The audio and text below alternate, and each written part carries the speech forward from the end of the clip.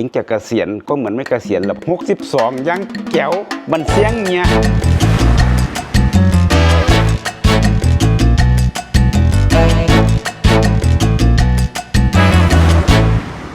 ประธานวิสาหกิจชุมชนกลุ่มปั้นหม้อเขียนสีตรงนี้ครับตอนนี้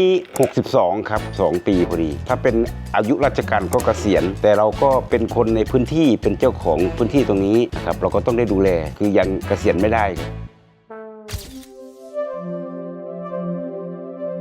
แต่ก่อนพ่อก็บอกเคยคิดดิแต่ก่อนแล้วก็อยู่ให้อยู่นะเลี้ยงงัวเลี้ยงควายหอนยามนากับเห็ดนาพ่อบ่คิดบ่ฝันนี่ว่าความคิดพ่อเนี่ยเกิดมาจนว่าพาบ้านพาเมืองพาพี่พาน้องเฮ็ดตัวเนี้ยจนว่าเจริญรุ่งเรืองเป็นนาเป็นตาเสิร์ชนาสู้ตาให้ครับบ้านเสียง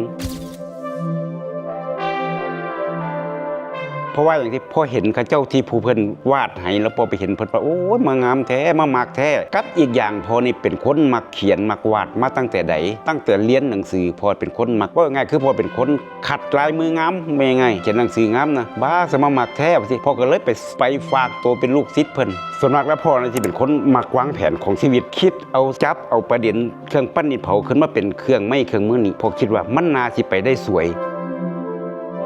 เพราะว่าความคิดของพ่อสมัยนั้นคือว่าบ้านเสียงเขานี่มันมีแหล่งโบราณคดีที่มีชื่อเสียงระดับโลกมีพิพิธภัณฑ์สถานแห่งชาติบ้านเสียงมีแขกมีผู้คนหลั่งไหลเข้ามาในบ้านเสียงตราบใดที่มีบ้านเสียงนี่มันต้องมีไหบ้านเสียงมันต้องมีสิ่งของฝากของที่ระลึกพ่อก็เลยได้เฮ็ดสิ่งนี้ขึ้นมา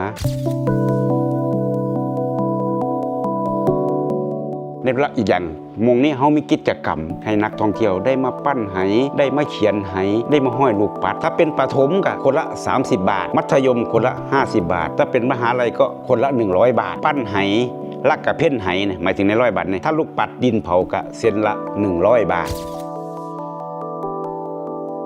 เปิดประตูแอดดอกก็มาละคนกำลังไหลเข้ามาละมาเห็นกิจกรรมอยากมาถ่ายรูปนี่ละเฮ็ดเกี่ยวกับบ้านเสียงอยากมาปั้นไหอยากมาเพ่นไหต้องมาบ้านเสียงให้ได้มาบ้านเสียงนี่ก็ต้องมาปั้นไหก็พอชาดี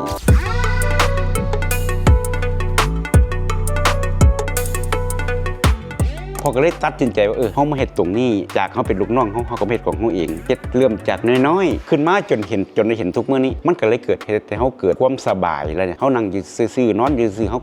ก็มีความสุขแล้วกับอีกอย่างก็อยากเสื้อส่วนคือที่รุ่นเดียวกันประมาณเดียวกันนี่ยังคนยังบ่ได้ทันได้เซาเด้ยังไปหารับจ้างรับบ่ายอยู่มันก็เป็นงานประจำที่เขาเคยเห็นมาเนาะแต่ว่าถ้าเขาไปบ่ได้ดีล่ะบัดนี้หาเขาไปบ่ได้คือว่ามันเขาเห็นงานให้เขาบ่ได้เขาก็ต้องเลิกจ้างเขาอยู่ดีแม่นบ่นั่นแหละแล้วช่วงนั้นล่ะจังหวะนั้นล่ะเขาเฮ็ดจังได๋ล่ะบ่เนี่ย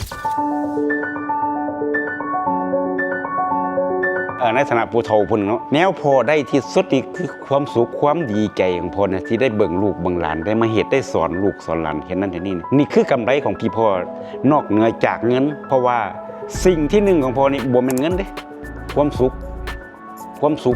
พอได้เห็นลูกเห็นหลานได้มาเห็ดน้ำพอนี่พอเกิดความสุขเด้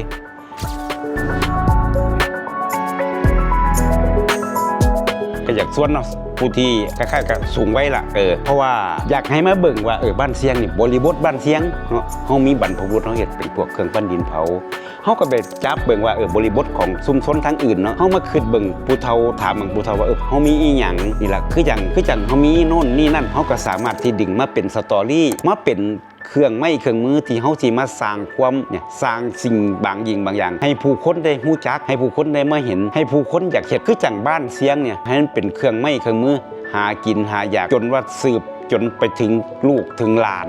62ยังแก้วมันเสียงเนี่ย